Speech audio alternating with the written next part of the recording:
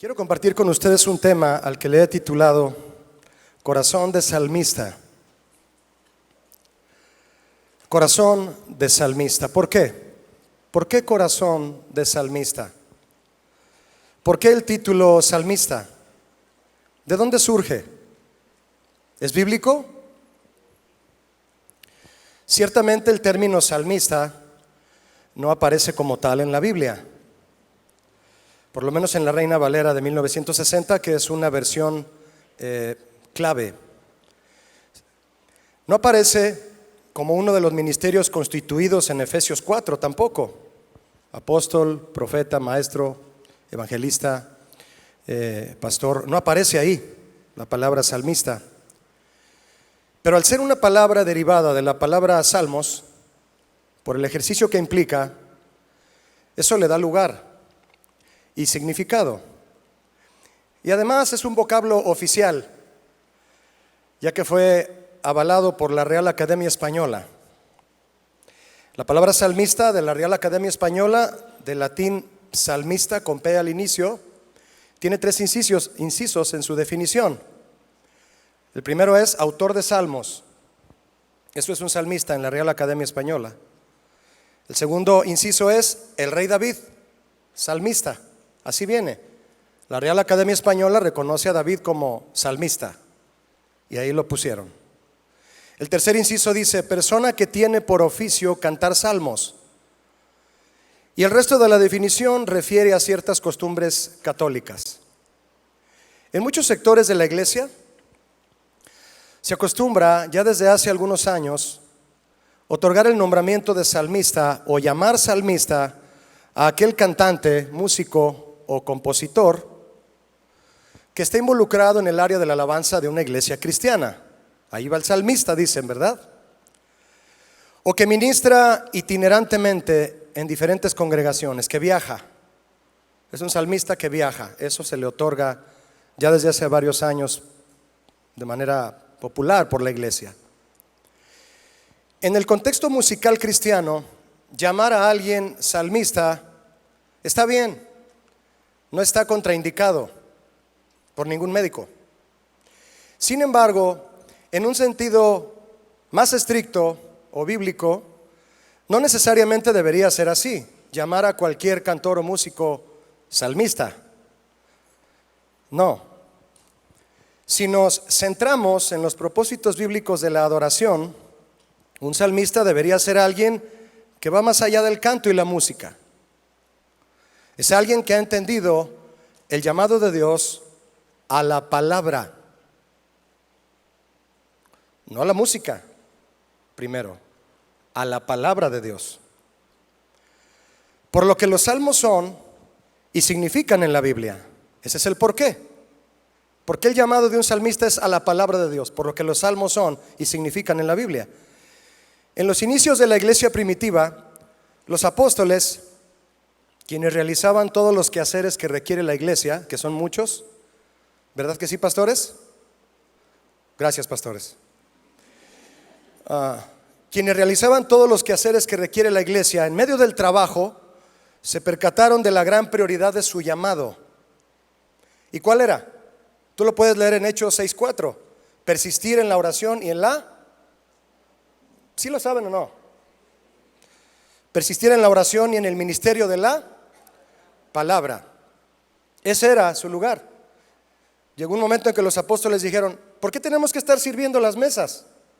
Que alguien más haga eso.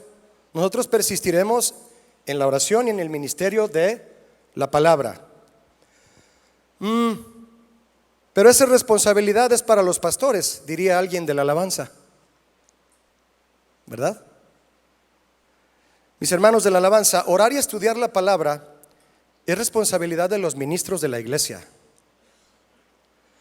Y la alabanza como ministerio fundamental de la iglesia requiere ser ejercida por ministros que oran y estudian la palabra y que tienen el don del canto y la música, aclaro. Porque aquí arriba no solo debe haber quien sepa dominar la palabra de Dios, enseñarla, estudiarla, debe de saber cantar y tocar. ¿Nos queda claro? Sí, ¿verdad? Lo voy a repetir.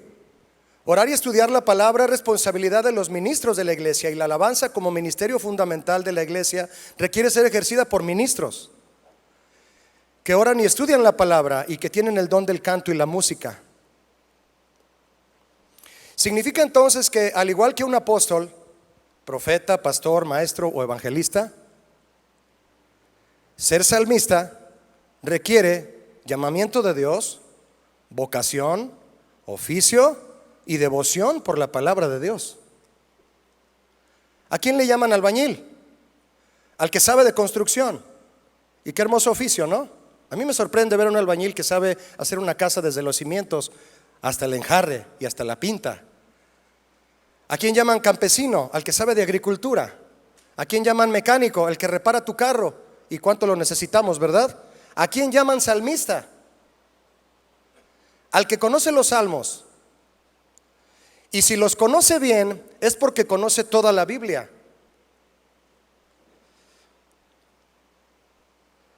Y sabe que no solo son cantos antiguos, sino la eterna palabra de Dios para la iglesia. ¿Alguien que diga amén aquí? ¿Te gusta leer el libro de los Salmos? El primer salmo en el libro de los Salmos habla de la importancia de la palabra de Dios en la vida de quienes le buscan y le sirven. ¿Será coincidencia que sea el primer salmo o diosidencia? ¿Qué piensas tú? Y escucha esta otra diosidencia. El último salmo habla de la música. El primero habla de la palabra, el último habla de la música. ¿Querrá decirnos el Señor algo con eso? ¿Usted qué cree? ¿Y recuerdas lo que dice el Salmo 68, 25? ¿Cuántos lo recuerdan? Salmo 68, 25. Si mis amigos de video lo ponen ahí a tiempo, bueno.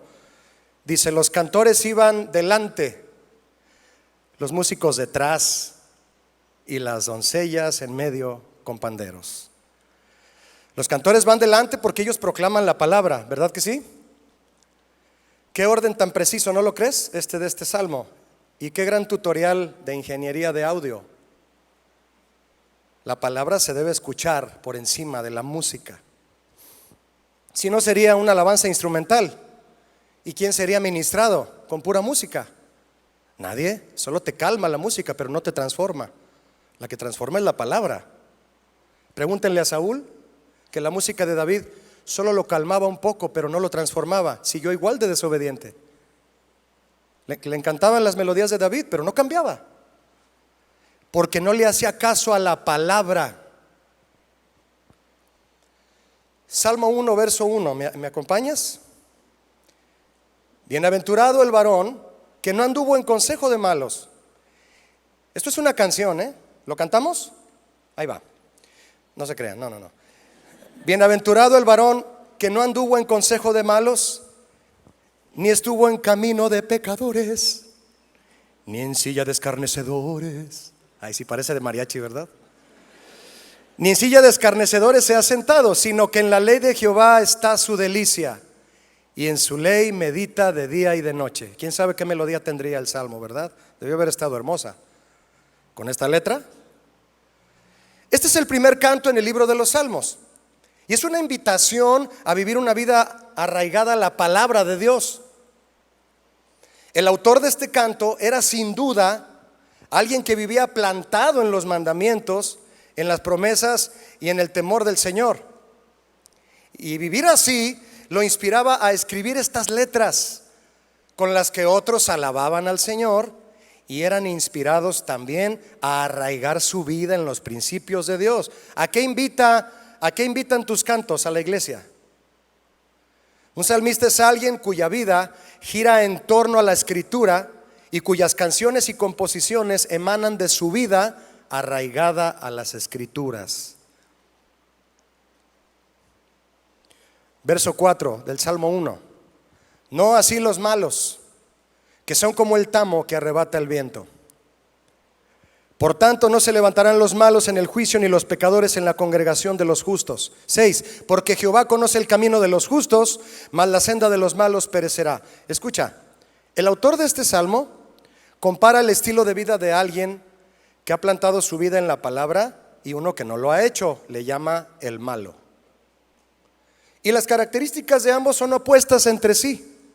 Del que plantó su vida en la palabra y el malo, que no lo hizo, sus características son opuestas. En este sentido, al salmista, vivir arraigado en las Escrituras lo convierte en una persona diferente. Lo convierte en un adorador cuyo ministerio rebasa las fronteras de la música, ofreciendo la adoración que el Padre demanda en espíritu y en verdad, ¿cierto? El Salmo 1 se llama, en mi Biblia, creo que en la tuya también, el camino del justo y del malvado. ¿Qué nos dice el título? Por lo que el Salmo dice. El salmista, apegado a la palabra de Dios, escúchame, discierne, di conmigo, discierne. ¿Qué es discernir? Distingue. Sabe separar, sabe distinguir. El salmista que se apega a la palabra de Dios discierne entre ambos estilos de vida. El estilo de vida del justo y el del pecador. De eso habla el Salmo 1. Discierne. Levítico 19 habla, si lo vamos buscando, Levítico 19 habla de Nadab y Abiú, dos sacerdotes jóvenes, hijos de Aarón, que ofrecieron incienso extraño al Señor. ¿Qué es incienso extraño? Una ofrenda sin consagración. Y murieron por ello. Y el Señor le ordenó a Aarón lo siguiente en Levítico 19. Fíjate lo que le ordenó a Aarón. Tú y tus hijos contigo no beberán vino ni sidra cuando entren en el tabernáculo de reunión. No beberán vino ni sidra, para que no mueran. Estatuto perpetuo. ¿Estatuto qué? ¿Me ayudas? O sea que es para hoy. Sí, será para vuestras generaciones. El vino y la sidra que el Señor prohibió a sus sacerdotes representan los placeres del mundo actual, que al consumirlos provocan disolución, desorden mental y por lo tanto confusión y libertinaje. Así como Pablo dijo, no te embriagues con vino porque trae disolución. Cosas que de manera afanosa interrumpen, escúchame, matan la santidad y la consagración del ministro de Dios. Afanarse significa distraerse, en griego. Y un ministro distraído estará propenso a morir. Distraerse con los afanes del mundo provoca insatisfacción, ansiedad y una pérdida de tiempo terrible. Y el tiempo no vuelve. Pero deleitarse en las Escrituras trae fruto, prosperidad y bienaventuranza. Es como alguien plantado junto a corrientes de aguas. Así lo cantaba el salmista. ¿Qué beneficio hay, mis hermanos, en evitar el vino y la sidra? Verso 10 de Levítico 10. Para poder discernir entre lo santo y lo profano, entre lo inmundo y lo impío. ¿Cuántos quieren discernir entre lo santo y lo profano? Miren, hay muchos que no lo hacen. No distinguen y se suben a ministrar a las plataformas y siguen dándole like a muchísimas cosas pecaminosas. No disciernen, no distinguen. ¿Cuál es la demanda central del Señor en este versículo 10? Para poder discernir entre lo santo y lo profano y entre lo inmundo y lo impío. ¿Cuál es la demanda central en este versículo? Discernimiento. Si me van a servir, necesitan discernir. Necesitan desintoxicarse del mundo para que puedan discernir entre lo santo y lo profano, entre lo inmundo y lo limpio. Déjame decirte algo, por favor, con todo cariño y respeto. Si hay algún tema, asunto o concepto espiritual con el que has batallado por largo tiempo, ¿cómo debes de vestirte? Las mujeres que sirven en la alabanza, ¿cómo deben de vestirse? Los hombres, ¿cómo deben de manejar las redes sociales? ¿Qué amistades deben de tener? ¿Que tienen grupos de WhatsApp en el mundo? Bueno, déjame decirte algo. Si hay algún tema, asunto o concepto espiritual con el que has batallado por largo tiempo para entenderlo y sujetarte al principio bíblico y no lo has logrado, es muy probable que te falte discernimiento. No es la insistencia de tus pastores y líderes que te piden, que te invitan a dejar eso. Es tu falta de discernimiento. Y para eso debes dejar el vino y la sidra. Yo sé que las redes sociales son herramientas muy poderosas de comunicación y aún para transmitir el evangelio. Este congreso se está transmitiendo a través de las redes sociales. Pero las redes sociales pueden convertirse en vino y sidra y causar distracción, desorden espiritual y mental, confusión y una pérdida de tiempo irreparable. Y es cuando definitivamente debes dejar de consumirlas. Si ya te diste cuenta que esa red social lo único que hace es embriagarte e impedir que disciernas entre lo bueno y lo malo, y a todo le das like, entre lo santo y lo profano, ciérrala mejor, pero no la cierres hoy, ciérrala para siempre. Y ponte a escudriñar la Biblia. Ponte a ver el muro de Moisés. Ponte a ver el muro de David, de Daniel. Ve ahí su Facebook en la Biblia. Con respecto a una red, porque a Pedro le gustaban las redes. Con respecto a una red, solo hay de dos sopas. O tú la manejas la red o eres preso de ella. Pedro pescaba peces y Jesús le dijo: ya no pesques eso, te voy a dar otra red diferente, ven a pescar conmigo, hombres. Y dejó las redes, dejó el Facebook y siguió a Jesús. O manejas la red o eres preso de ella. ¿Y para qué sirve el discernimiento? Para consagrarse, muchachos. Porque al poder distinguir, decides bien lo que hay que tomar y lo que hay que dejar. ¿Cuántos saben que hay cosas que hay que tomar y hay que dejar una vez que vienes al Señor? Amén. Lo que debes hacer y lo que no debes hacer. Eso se llama discernir y te sirve para que realmente te consagres. Si no sabes discernir, es mentira que vives una vida consagrada, porque no sabes qué tomar y qué dejar, qué hacer y qué no hacer. El verso 9 de Levítico 10 dice: no beberás vino ni sidra cuando entres en el tabernáculo. Entonces fuera de la iglesia ya puedo beber vino y sidra.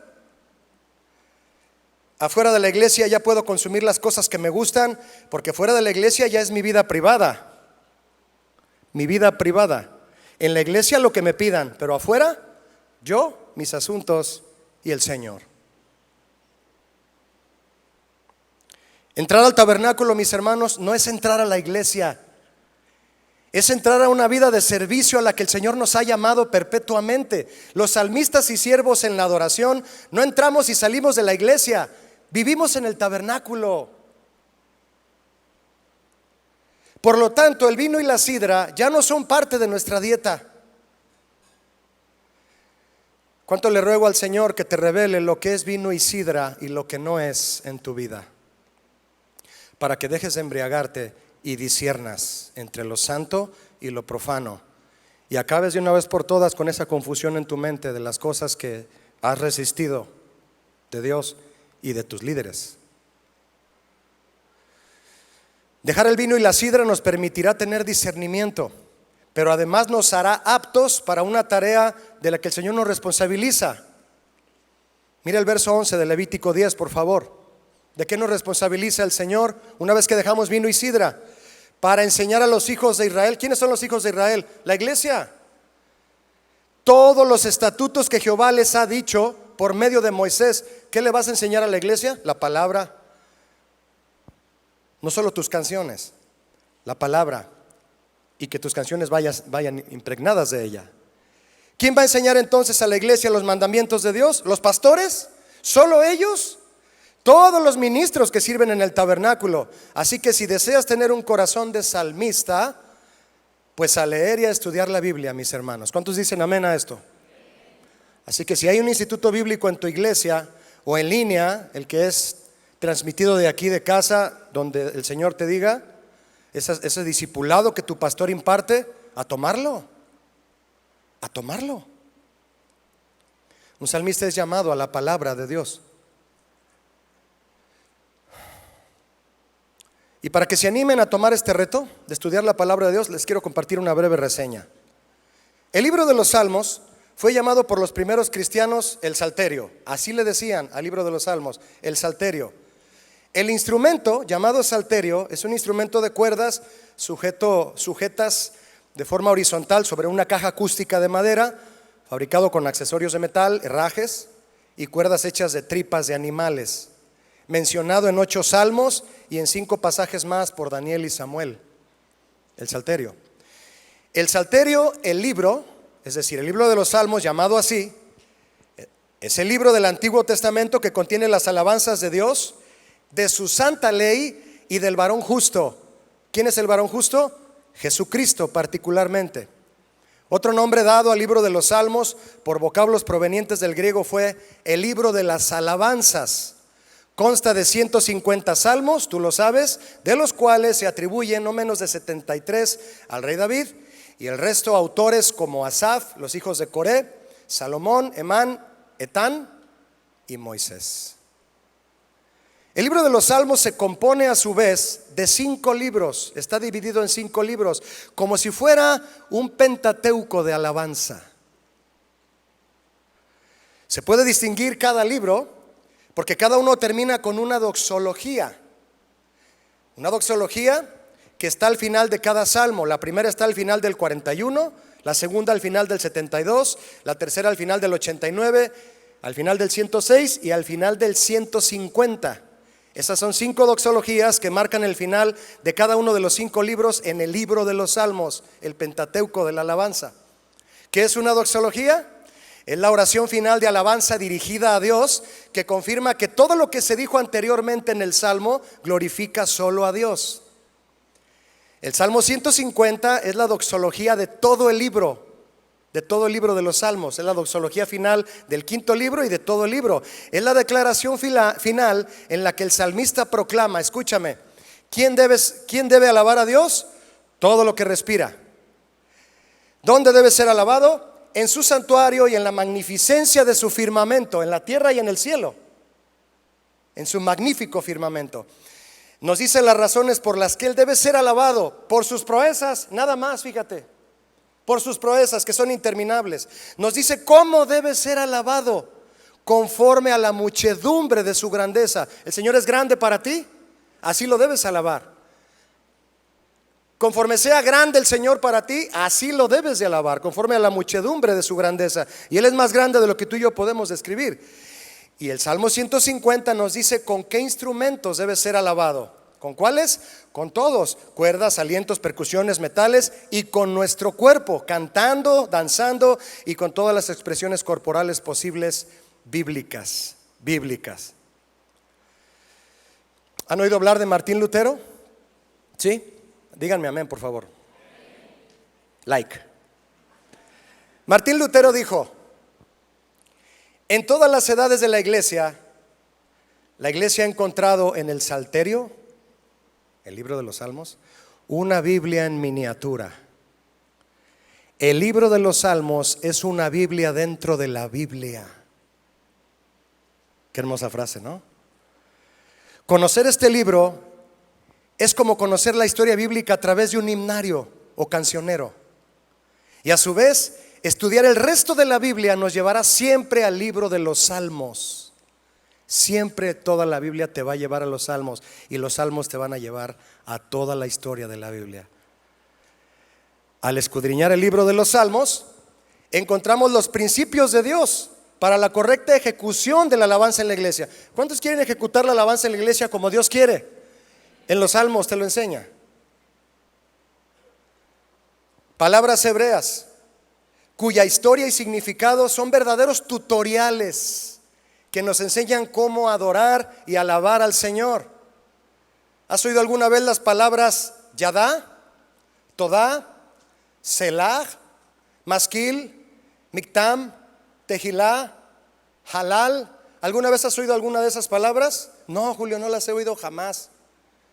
Yo no te voy a decir qué significan, tú lo vas a estudiar. Les doy un acordeón. Oigan la predicación del domingo pasado del pastor Chuy: 7 palabras que significan alabanza. Ahí se las dejo. Tú tienes que investigarlas, y te aseguro que cuando lo hagas, tu perspectiva de la alabanza cambiará por completo. Solo al estudiar esas palabras, entre otras que hay. Yo solo quiero hablarte de una. Es la palabra halal, con H, que significa alabar, celebrar, glorificar, cantar. Y esto me gusta: alardear de Dios. Alardear de Dios. Esa palabra está hermosa, ¿no? Alardear de Dios.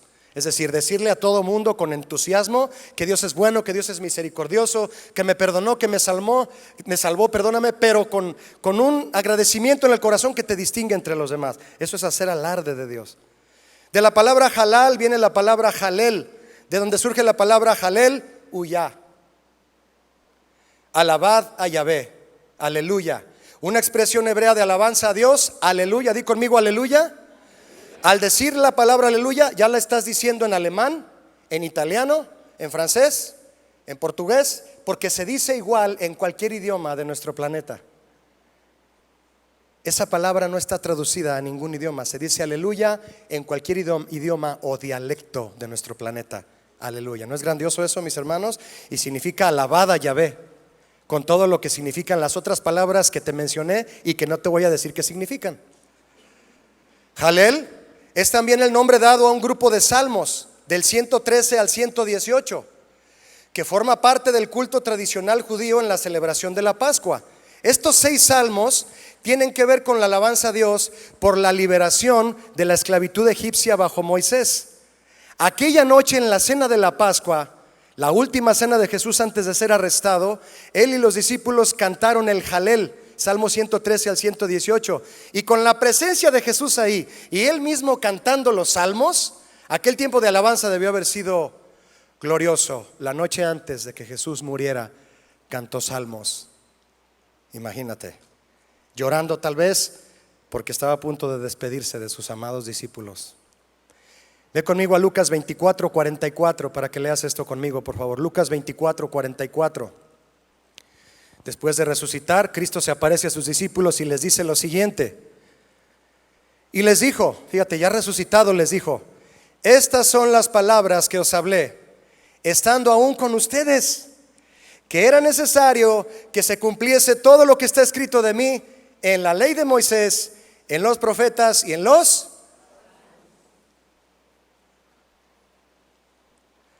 Este verso nos confirma 2 cosas, mis hermanos.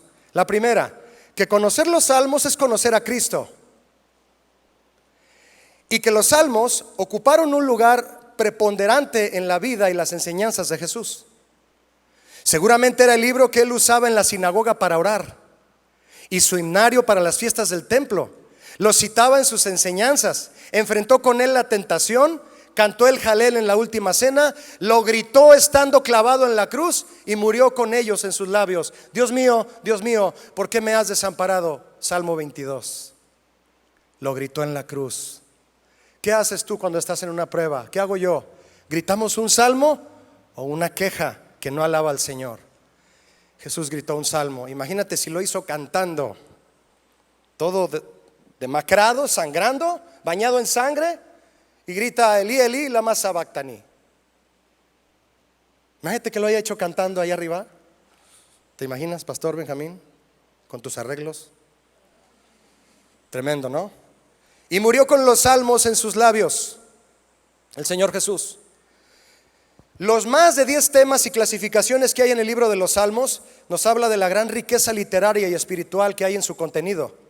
Y todos y cada uno de estos temas deben ser conocidos, asimilados, aprendidos y experimentados por todo aquel que desee tener un corazón de salmista. Hay salmos que hablan de la obediencia a la ley de Dios. El Salmo 1 que leímos habla de este tema y de hecho es el resumen de todo el Salterio. El salmista debe conocer, aprender y experimentar bien el tema de la obediencia. El tema de la obediencia debe ser un tema en tu vida, salmista. Hay salmos que hablan de alabanza, hay salmos que hablan de acción de gracias. El salmista debe saber agradecer siempre y guiar a la iglesia al agradecimiento. Dad gracias en todo. Hay salmos que hablan de confianza y vida. El salmista debe de saber de confiar en Dios y cantar salmos que lleven a la iglesia a confiar en Dios. Penitenciales, que significan salmos de arrepentimiento y disciplina, como el de David: ten piedad de mí conforme a tu amor. Cantarlo y ministrarlo lleva a la gente al arrepentimiento y a la disciplina de corazón que trae el arrepentimiento, y el salmista debe saber de eso. Un salmista que no sabe arrepentirse, sube a la plataforma sin arrepentirse, ¿qué hace ahí? Hay salmos que hablan de la ley de Dios, como el 119, Vamos a hacer 10 planas para aprendérnoslo.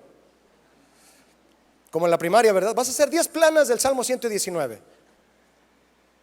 Hay salmos de historia. El salmista debe saber de la historia de Israel. Más adelante te voy a compartir por qué. Tú debes de saber la historia de Israel para orar por Israel, para cantar del gozo que vino, porque fue la sede de la salvación a la tierra.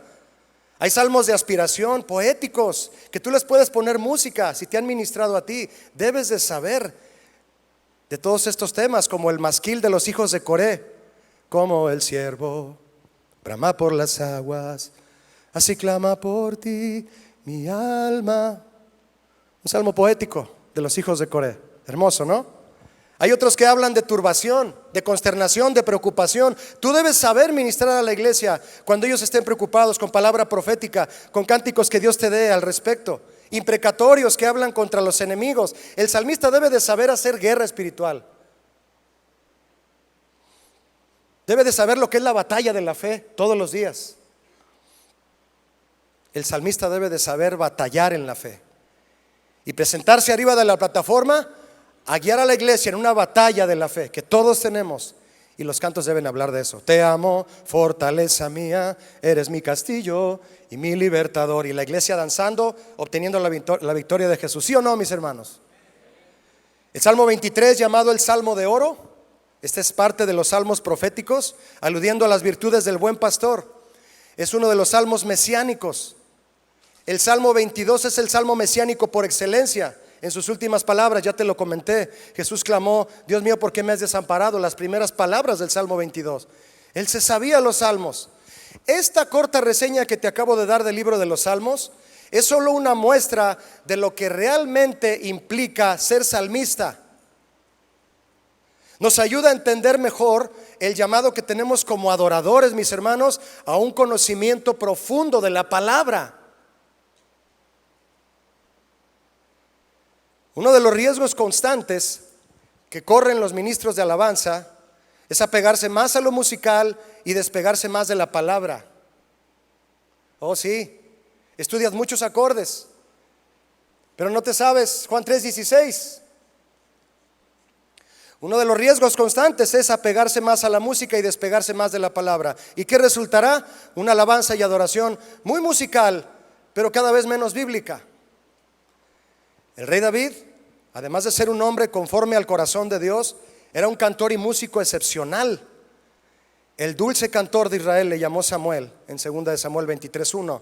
Pero cuando quiso llevar el arca a Jerusalén la primera vez, aunque tenía muy buenas intenciones, David ignoraba o pasó por alto las instrucciones que el Señor había dado a Moisés de cómo debe transportarse el arca del pacto.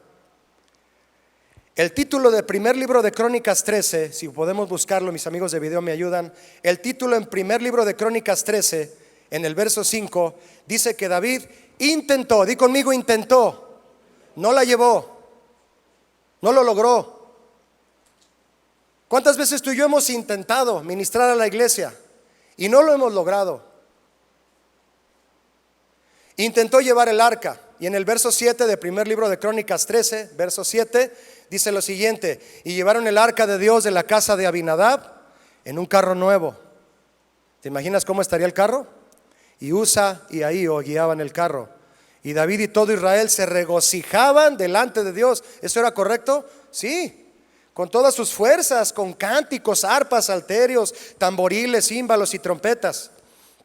Un día un hermanito en un ranchito que visité hace muchísimos años me decía: pastor, a mí me gusta alabar al Señor con salterío.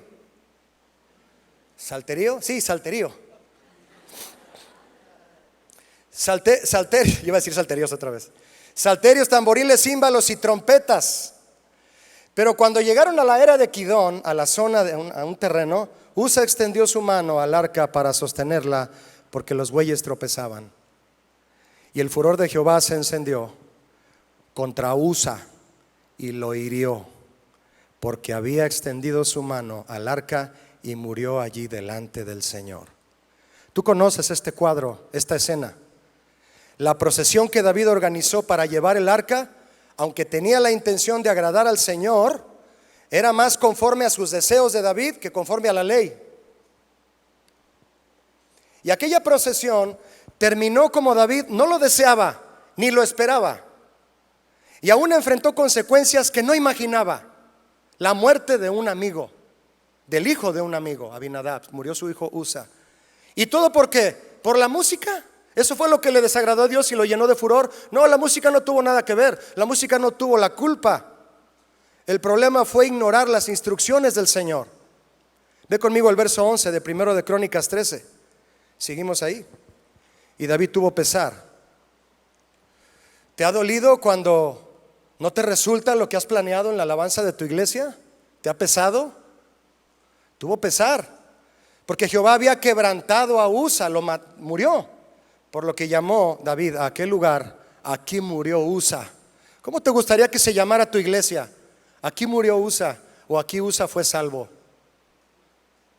Aquí la gente que entra muere, no hay vida espiritual, o la gente que entra renace a la vida de Cristo. ¿Qué sucede en tu iglesia? ¿Cómo se llama tu iglesia? ¿Se llama Pérez Usa? Triste, ¿no? Y David temió a Dios aquel día, dice el verso 12, y dijo, escucha esta pregunta. ¿Lo quieres leer conmigo en voz alta? ¿Qué dijo David? Ayúdame a leerlo en voz alta. ¿Cómo he de traer a mi casa el arca de Dios? ¿Cuántos quieren aprender a ser salmistas conforme a la palabra? Amén. ¿Cuántos quieren ser sinceros de corazón y reconocer que necesitan hacerse esta misma pregunta que se hizo David delante del Señor? ¿Cómo voy a hacer para que en mi iglesia la presencia de Dios se manifieste? ¿Depende de nosotros? No, mis hermanos, pero el Señor nos pide algo que hacer. ¿Cuántos saben eso? ¿Sí o no? Así como Usa murió, muchos hoy mueren espiritualmente al quedarse fuera de la presencia de Dios por las procesiones equívocas, métodos humanos realizados por ministerios de alabanza que ignoran los principios bíblicos de la adoración. Es válido y bíblico que introduzcamos instrumentos, ritmos y armonías musicales en la alabanza, pero es indispensable que lo hagamos sobre el entendimiento y la instrucción bíblica. El Señor fue paciente con David, y a pesar de la gravedad del incidente, porque alguien murió, se supone que iba a ser una fiesta y terminó en velorio. Alguien murió. A pesar de eso, el Señor lo corrigió por medio del consejo. ¿Cuántos aceptan el consejo? Digan amén más fuerte, por favor. Aceptamos el consejo. David, a través del consejo y la enseñanza que recibió de la importancia de la palabra sobre la música, lo ayudó a seguir reinando correctamente. Y mira lo que dice en 1 de Crónicas 15:11.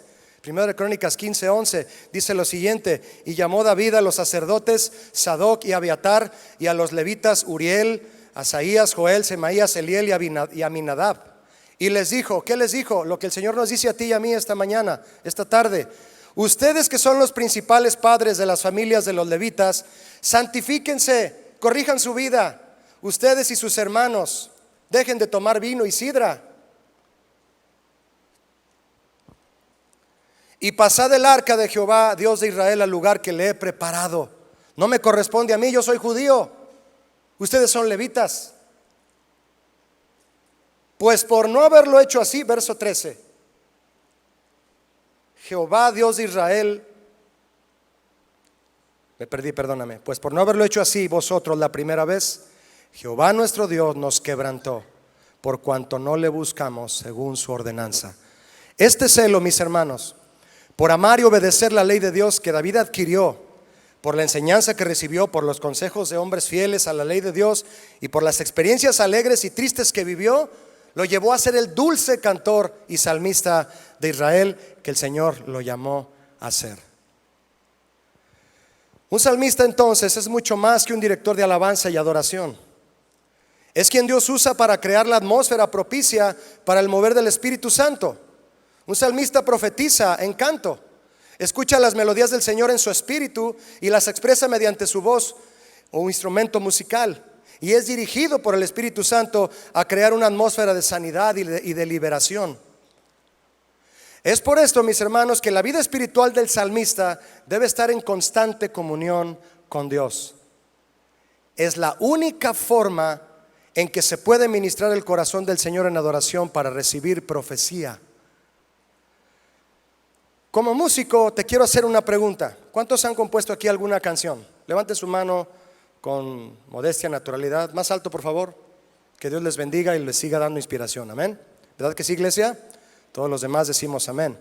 Como músico y con un don para la composición, ¿cómo piensas cuando lees los salmos o cualquier pasaje bíblico? ¿Cómo piensas? ¿Cómo piensas cuando deseas componer una canción? ¿Piensas en la emoción que debe causar cuando la gente lo cante? ¿Y por eso la melodía debe ser pegajosa? Si decides tomar un salmo para ponerle melodía y musicalizarlo, pregunta, ¿buscas el salmo que más le quede a tu canción o buscas que el Espíritu Santo te inspire una melodía para el salmo con el que Dios te ha estado hablando? ¿Entendimos la diferencia?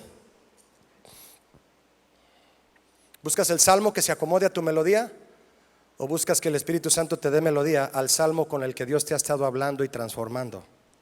Es muy diferente. ¿De dónde resultó tu nueva canción? ¿De haber elegido el salmo que le queda a tu música? ¿O del salmo con el que el Espíritu Santo te ha estado ministrando en tus tiempos devocionales de oración y lectura de la Biblia? ¿De dónde surgió tu canción? La Biblia debe leerse, mis hermanos, con devoción, con respeto y con una disposición continua a que nos transforme cada vez que la leemos. ¿Alguien que diga amén a esto? Es la Biblia. ¿Cuántos dan gracias a Dios por la Biblia? El libro. Cuando Gutenberg inventó la imprenta, fue el primer libro que imprimió en alemán. Hermoso, ¿no? Es la palabra de Dios y no puede ser usada para propósitos humanos corruptos y mucho menos con afán de lucro. La Biblia toda contiene en resumen un solo mensaje. ¿Cuál es? El Evangelio de la salvación. Y el Evangelio de la salvación es un mensaje de gracia. Y la única ganancia que debe obtenerse de este mensaje es las almas ganadas para Dios por medio de Cristo. Amén, mis hermanos. Es la única ganancia. En julio de 1978, ¿ya llovió? Yo tenía 9 años de edad. Ya llovió. Un grupo llamado Boney M. ¿Algún cincuentón aquí se acuerda? ¿Alguien de Chabelo para acá? Un grupo llamado Boney M. lanzó a la venta un disco llamado Night Flight to Venus, el cual se popularizó en gran parte del mundo, sonando en muchas de las estaciones de radio y específicamente en centros nocturnos y discotecas, antros. Las letras de sus canciones eran místicas, con cierta tendencia esotérica, inspiradas en historias clásicas y urbanas, narradas melódicamente con ritmos y arreglos eurodisco. En ese entonces así se le llamaba el estilo, eurodisco, alcanzando gran popularidad, influencia y millones de ventas. Más de 150 millones de discos vendieron ellos. El grupo estaba formado por 4 vocalistas, un hombre y 3 mujeres, cuya presentación en los escenarios y portadas de sus LP, long play, causaban controversia debido a la liberalidad de sus atuendos. A veces las 3 mujeres salían con leotardo y él sin camisa, el hombre. No diré más. Entre las canciones que se popularizaron de este y otros discos de Boney M están Vuelo Nocturno a Venus. ¿Te imaginas? ¿Quién era Venus? Ya lo saben ustedes. Véanlo ahí en el Nuevo Testamento. La Niña en el Ring, Sonny, Ma Baker, Don't Kill the World, Rasputín, cuya letra es nefasta y blasfema y ganó disco de oro y platino. Una de sus canciones más icónicas fue Ríos de Babilonia, número 1 en Estados Unidos en 1978. El origen de la canción es jamaiquino, de la religión Rastafari, y fue el soundtrack de una película llamada Lo Más Duro Viene.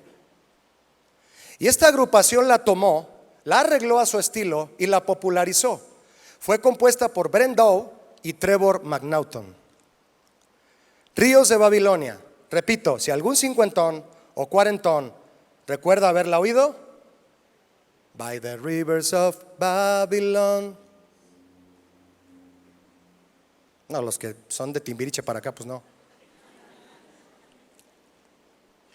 Te la voy a decir en español. Junto a los ríos de Babilonia, allí nos sentamos.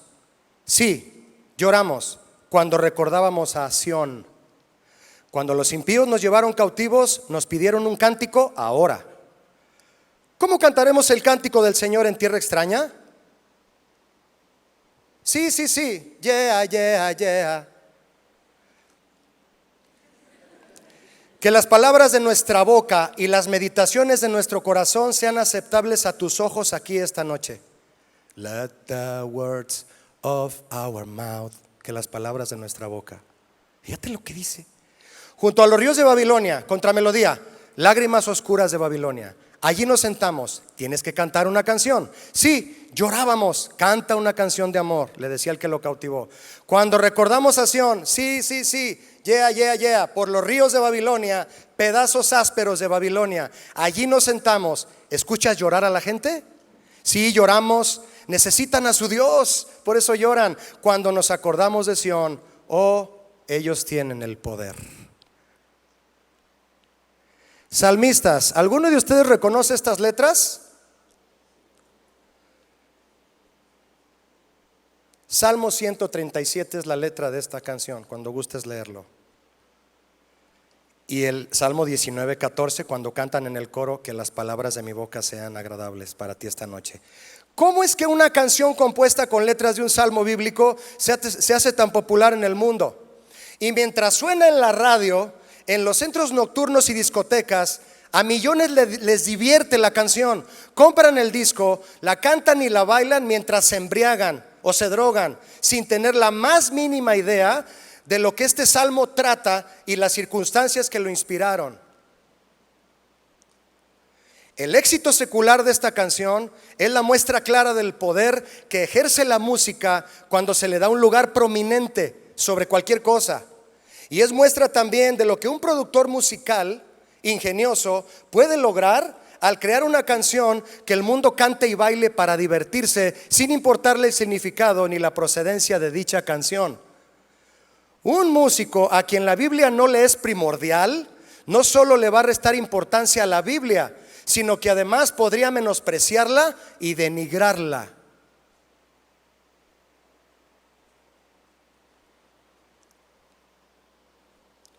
Eso es lo que hicieron en esta canción del Salmo 137. En todas las discotecas sonando y todos bailando, embriagándose y drogándose, cantando ríos de Babilonia. Hasta un tío mío que yo tuve que le gustaba mucho tomarla, bailaba y nos daba risa ver cómo la bailaba. Yo tenía 9 años cuando lo veía bailarla. Todavía no era cristiano yo. Y yo me la sabía tararear, pero jamás supe lo que decía hasta que aprendí un poquito de inglés y le puse atención. Ve conmigo al Salmo 137, por favor. Rápidamente. Verso 1. Junto a los ríos de Babilonia, allí nos sentábamos y aún llorábamos, acordándonos de Sión.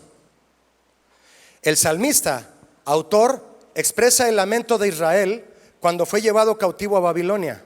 Se dice que fue escrito el salmo después de que regresaron del cautiverio. Israel fue cautivo por haber dejado al Señor, y estando en Babilonia, sentados frente a los ríos, recordaron lo bueno que era servir y alabar al Señor en Jerusalén, y les daba tristeza recordarlo. Verso 2. Sobre los sauces en medio de ella, de Babilonia, colgamos nuestras arpas.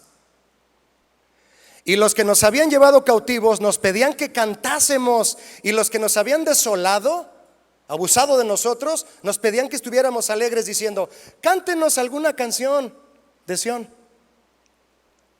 El salmista recuerda la tristeza que lo impulsó a colgar el arpa, pues lejos del templo ya no tenía razón para cantar. Muchos que antes adoraban al Señor hoy tienen el arpa colgada. Algo duro les pasó y ya no tienen un canto para el Señor. Lo único que cantan es la misma historia de sus lamentos. Si tú eres uno de ellos, quizás puedas recordar la alegría que experimentaste cuando conociste a Cristo y cuando te llamó a servirle en la alabanza, y volver a tomar tu arpa. No la cuelgues. Los enemigos que los cautivaron se dedicaban a insultarlos, a burlarse y a escarnecerlos, y además les exigían estar alegres y cantar. Se burlaban de los israelitas, los babilonios, y les decían: cántenos algo. Y eso para los israelitas era un martirio, ya que ellos solo sabían cantar alabanzas al Señor. ¿Has visto a un salmista cantar canciones de entretenimiento en la recepción de una boda? ¿Por qué tiene que hacerlo? No tiene por qué hacerlo. Ve el verso 4, por favor. ¿Cómo cantaremos cántico de Jehová en tierra de extraños? A los israelitas, muchachos, que adoraban a Dios en Jerusalén, les parecía ilógico y profano entonar las alabanzas del Señor solo para satisfacer, divertir y entretener a sus captores idólatras. Ningún cristiano llamado a ser siervo del Señor tiene por qué sucumbir, rendirse ante el mundo, ni por pena ni por presión, para complacerlo y darle lo que quiere. ¿Sabes tocar el piano? ¿No te sabes esa de Chente que dice: no, no me la sé y no te la voy a tocar? Porque soy, ¿qué soy? Dile al que está a tu lado: yo soy salmista, yo no voy a cantar eso. ¿Cómo cantaré alabanzas al Señor en tierra de extraños? Mire, probablemente los compositores originales de Ríos de Babilonia, Brent y Trevor, tenían la intención de que la canción fuera cantada para Dios y reflexionar espiritualmente con la letra. Pero al final la canción fue vendida para divertir al mundo y conseguir grandes regalías. ¿Y dónde quedan el respeto, las oraciones y los deseos de paz para el pueblo de Israel?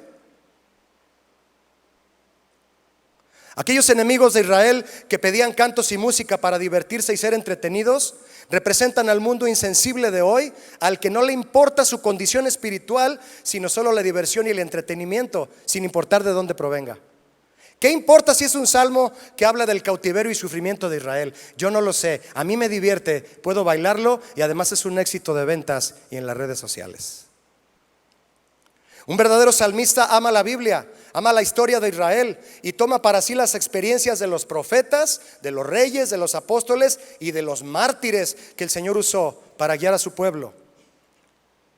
Eso lo hace ser sensible a la necesidad de la gente que acude a la iglesia y procura siempre estar preparado para ministrarla y guiarla a la presencia de Dios. Al verdadero salmista no le importa la popularidad ni el éxito personal. Le importa la profecía escrita y una administración efectiva para la iglesia. Le importa a la gente que viene a la iglesia a buscar ayuda, salvación, a confesar sus pecados, a clamar por sanidad, libertad y restauración. Y le importa que reciban lo que el Señor quiere darles. Verso 5 de Salmo 137. Ve conmigo, por favor. Si me olvidare de ti, oh Jerusalén, pierda mi diestra su destreza. ¿Te imaginas? Ya no podré tocar la guitarra si me olvido de ti, Jerusalén. Mi lengua se pegue a mi paladar si de ti no me acordare, si no enalteciere a Jerusalén como preferente asunto de mi alegría. Con todo, mis hermanos, con todo y el dolor del cautiverio, escúchenme, el abuso, el maltrato y las burlas de los enemigos, este salmista canta que sí hubo quienes se negaron a cantar para divertir a los impíos.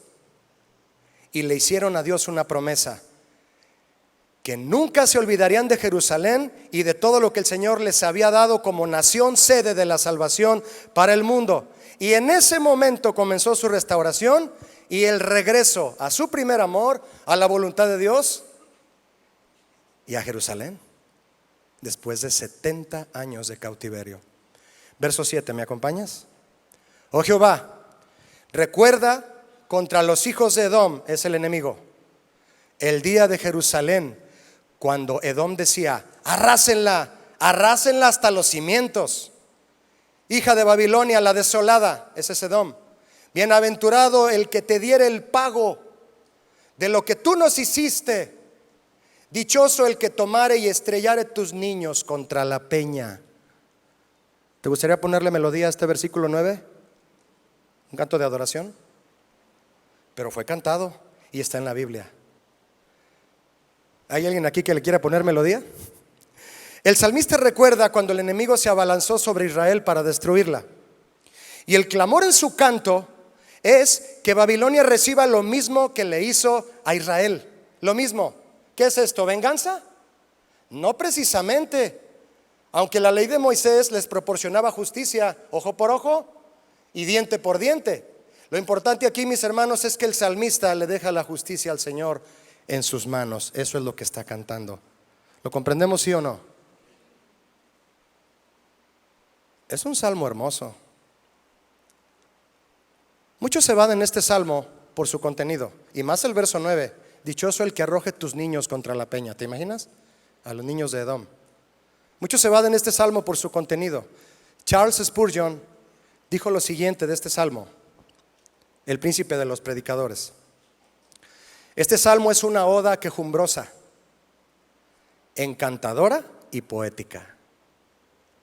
Quien halle faltas en ella es porque nunca ha visto su templo incendiado, su ciudad en ruinas, sus esposas violadas y sus hijos degollados. Quien sufra de esta manera no hablará con boca de terciopelo, dijo Charles Spurgeon. Mis hermanos, usar la palabra de Dios con propósitos diferentes a la salvación por gracia equivale a infringir la amonestación de Apocalipsis 22, 17 al 19, en donde el Señor Jesús dijo lo siguiente: si alguno añadiere a estas cosas, Apocalipsis 22, 18, si alguno le añade a la palabra de Dios alguna letra, Dios traerá sobre él las plagas que están escritas en este libro. Y si alguno le quita palabras al libro de esta profecía, Dios quitará su parte del libro de la vida.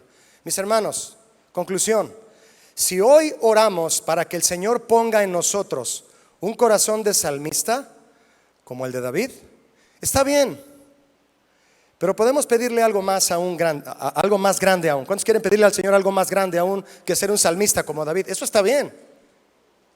Lee conmigo, por favor, Apocalipsis 22, 16. Apocalipsis 22, 16, por favor. Fíjate quién dijo estas palabras del que añade o quite palabras al libro. Dice Jesús: yo, Jesús, he enviado mi ángel para daros testimonio de estas cosas en las iglesias. Yo soy la raíz y el linaje de David, la estrella de la mañana. Di conmigo: Jesús es, en voz alta, la raíz de David. Si las características de David nos ayudan a conocer el corazón de un salmista verdadero, imagínate a dónde nos llevará el seguir los pasos del espíritu de los salmos. La raíz de David, ¿quién es? Jesucristo. Todos los salmos que se profetizaron de Jesús, todos se cumplieron. Jesús ama los salmos, los cantaba, los vivía, los cumplió en su propia vida. El corazón de Jesús es el corazón del salmista. ¿Cuántos levantan sus manos y alaban a Jesús aquí? Escúchame, levántalas y di conmigo: el corazón de Jesús es el corazón del salmista. Amén. Isaías habló de él, mis hermanos, y yo quisiera orar en este momento por todos aquellos que desean tener un corazón de salmista. En la profecía de Isaías, cuando tú quieras leerla en el capítulo 11, versos 1 al 5, habla de quién sería Jesús y sus virtudes. Isaías dijo en Isaías 11:1: saldrá una vara del tronco de Isaí y un vástago retoñará de sus raíces. Isaí es el padre de David. Y reposará sobre él el espíritu de Jehová, espíritu de sabiduría y de inteligencia, espíritu de consejo y de poder, espíritu de conocimiento y temor de Jehová. Es una profecía que alude a David, pero también y por supuesto y principalmente a Jesucristo. Y le hará entender diligentemente en el temor de Jehová. No juzgará según la vista de sus ojos, ni arguirá por lo que oigan sus oídos, sino que juzgará con justicia a los pobres y arguirá con equidad por los mansos de la tierra, y herirá la tierra con la vara de su boca, su palabra, y con el espíritu de sus labios matará al impío. Habla de David, pero por supuesto y principalmente de Jesús. La fidelidad será ceñidor de su cintura. Estas son, muchachos, mis hermanas, siervos en la alabanza, estas son las características del corazón del salmista apegado a Jesús, y vamos a orar por ellas. Reposa en él, en aquel que tiene corazón de salmista, reposa en él el Espíritu Santo, que le da sabiduría, es sabio, inteligente, tiene consejo. Dios le da poder y conocimiento de su palabra y temor del Señor. No juzga por lo que ve y oye. No es criticón. No juzga a la primera, juzga por la justicia del Señor. Yo quiero invitarles a cerrar sus ojos, invitar al grupo de alabanza que venga, por favor. Y todos vamos a cerrar nuestros ojos para reflexionar en esto, por favor. Todos, les invito a todos a hacerlo. Cierra tus ojos y dile conmigo, si tú gustas levantar tus manos, dile: Señor Jesús, yo quiero tener un corazón de salmista. Tú, Señor Jesús, eres el corazón del salmista. Yo voy a mencionar las virtudes de este corazón y quien desee tenerlo, nos vamos a poner de pie y pedírselo al Señor todos juntos. ¿Qué te parece? Es el corazón en quien reposa en él el Espíritu Santo. Es sabio, inteligente, tiene consejo, ha recibido poder, conocimiento y vive en el temor del Señor. No juzga por lo que oye ni por lo que ve, sino por la justicia del Señor. Con tus ojos cerrados, escúchame lo que te voy a decir. Cantar salmos no te hará un salmista. Lo que te hará un salmista es vivir los salmos y toda la palabra en tu devoción diaria, en tu oración, en tus pruebas, en tu ministerio, en todas las áreas de tu vida. Un salmista no solo canta, mis hermanos, predica, proclama la palabra cantando. Y para predicar y proclamar la palabra hay que escudriñarla. Estudiar la Biblia es conocer a Dios. Y eso precisamente es lo que hace al salmista. Vamos a levantar nuestras manos y pedir a Jesús que Él sea la raíz de nuestra vida. Él es la raíz de David. Dile: Señor Jesús, sé la raíz de mi vida, sé la raíz de mis cantos, sé la raíz de mi alabanza, sé la raíz de mi adoración que le doy al Padre. Sé la raíz de mi música, Jesús. Clama a Él, levanta tu voz, salmista, y dile: Señor Jesús, ven y sé la raíz de todo lo que yo soy, Señor. Que mis vástagos, que mis ramas, que mi fruto provengan de ti, de la savia que viene de tu corazón, Jesús. Quiero ser un verdadero adorador. Quiero tener un corazón de salmista. Clama a Él conmigo y vamos a darle gracias que Él ha sido fiel y esta mañana nos ha establecido con un corazón de salmista, un corazón conforme al de Él. Amén. ¿Cuántos quieren adorarlo esta mañana? Vamos a exaltarlo y decirle: Señor, tú eres fiel. Tú eres fiel. Tú eres fiel, Señor. Y dile: yo te quiero servir.